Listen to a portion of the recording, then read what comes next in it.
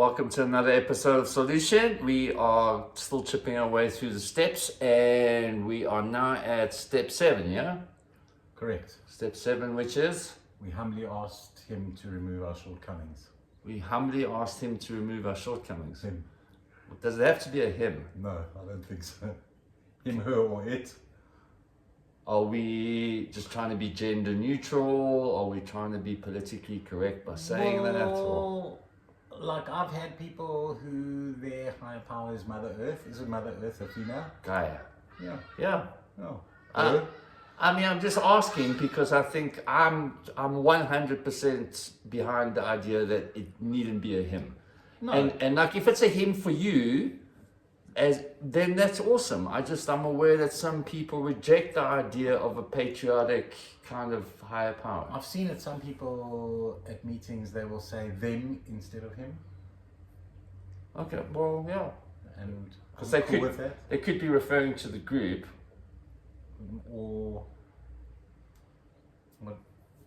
Whatever pronoun works for you. Yeah. Right? I think it's important to remember that this was written in 1939 or 38, and it was just part of the times where Typically, conventionally, it was thought of God as being a he, right? exactly, and yeah. Yeah. Okay. So whatever pronoun works, we humbly ask him, her, it, them to remove our shortcomings. Okay. Step 6 talks about character defects. Step 7 smooths it over a little bit with changing it to shortcomings, which we both feel, right? It's a much more. I don't want to use the word accurate, but I think Appropriate. a more wholesome way of looking at it. Yeah. Yeah, definitely. Oh. As opposed to character defects. Maybe it's semantics, I don't know. But there's definitely some attributes I have that are less desirable and maybe don't serve me in order to reach my optimum living. Okay, whatever, moving on. Okay, so we humbly ask God to remove our shortcomings. Okay, so what does this mean? Does this mean like I say a prayer? Is this what it means? That I say a prayer and then basically wait for God to remove my shortcomings? What does it mean exactly?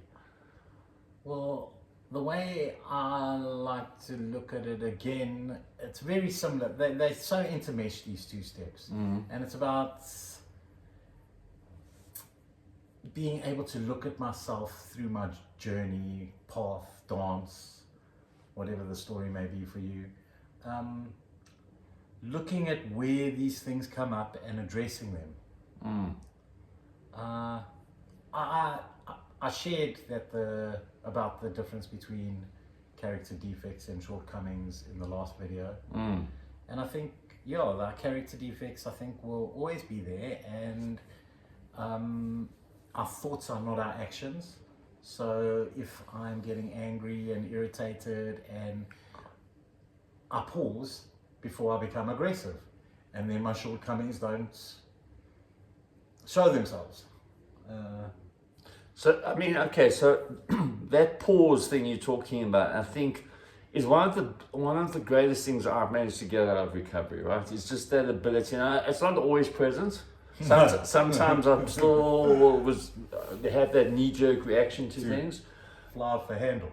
Yeah, it happens. Yeah. But the one thing that it has provided for me is very often I have that pause moment whereby something plays out and I have the ability to just take a breath and pause and think about how it is I want to respond rather than react. Exactly. Yeah. And I think that for me is largely about what step 7 is about. Like for me, step 7, again, for anyone who's having difficulty with God removing my defects of character, because I know that feels like I don't have to take, it can seem like it's saying that I don't have to take any ownership of trying to get rid of these defects of character, or these shortcomings. Okay, in that statement, so I'm not, if I lie on the couch and ask my higher power to remove my shortcomings and lie on the couch all day. I don't think it's going to happen. I think, again, we're going to go back to what we've been saying in every step, is that like it's a program of action and I've got to put the work in. Also, my higher power only helps me if he is sought, if I look for him, if I ask him, if I, him, her, it, sorry. Okay, all right, let's cut to the chase here, dude. Like, I suspect you and I don't suspect, I know. We've had, like, talks about this. Like, neither of us have anything remotely close to a conventional relationship with a godlike figure, right? So, like, for you, what does inviting a higher power in to assist with removing your shortcomings, what does that in practical terms, what does that look like? Okay, so I've had a few higher powers throughout my journey. Yeah. It started off with my dog. Yeah. Then it became dog, you know, backwards is God. Yes. Okay. So let's start with dog. How did dog help you remove your shortcomings? It was, I did mention it when we were talking about it, is that like, be the person your dog thinks you are. Okay. Where, okay. As like, my dog can see me doing no bad. So I would try my best to do the next right thing, to, what's it? GOD, good orderly direction. Okay. Yeah. And the whole thing worked like that. Then my higher power became like Mother Earth, like Gaia, like we said earlier. And if my higher power is like, say, Mother Earth, I don't want to harm anything on this planet. And I also like that concept because I didn't have to look outside of this Ziggy.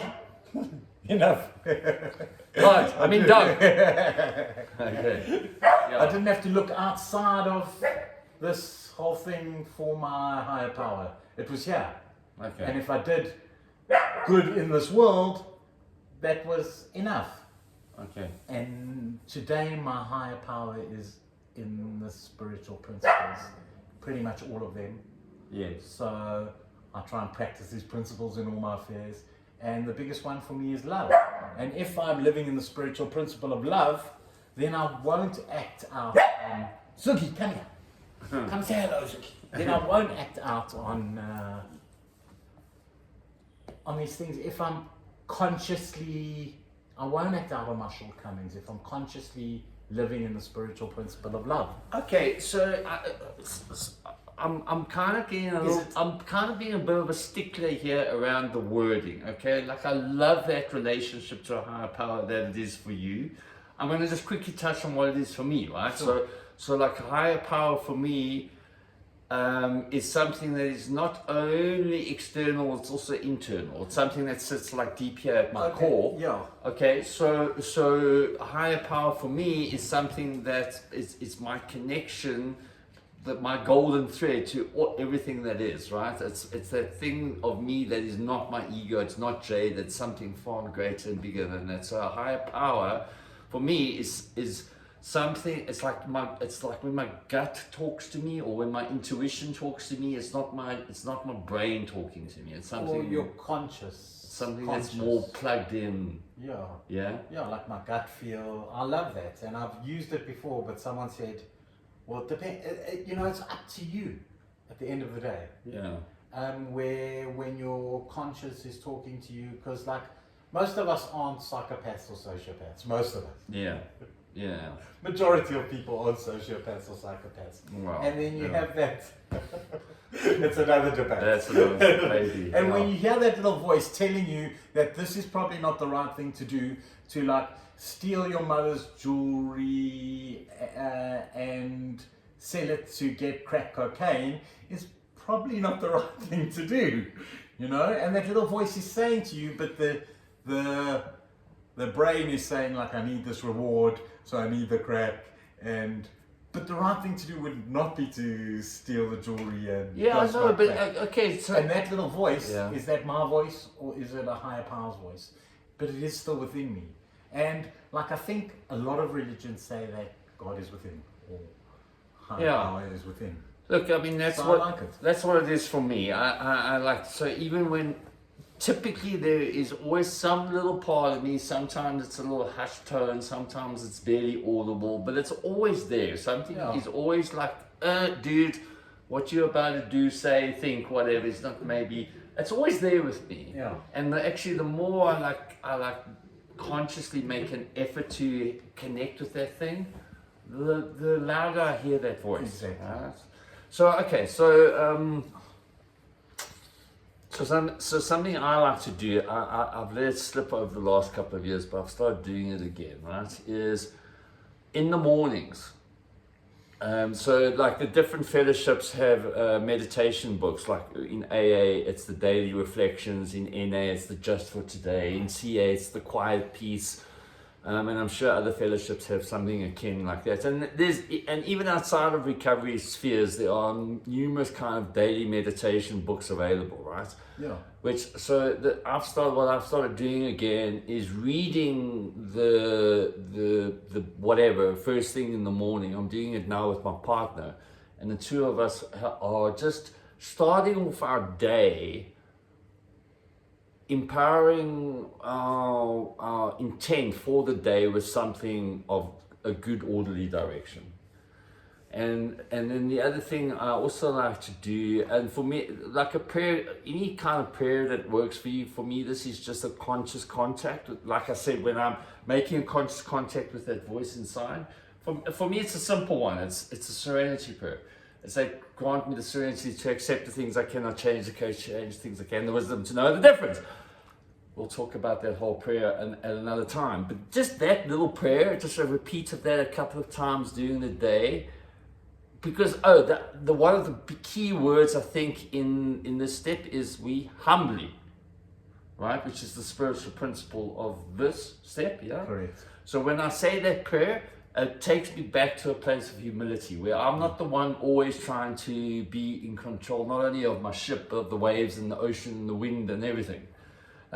Yeah? Yeah, I think the humble part of it is that, like, in the past, or like most people don't ever look at their shortcomings and stuff. Because a lot of the time, like you discussed in step 6, is that they serve you.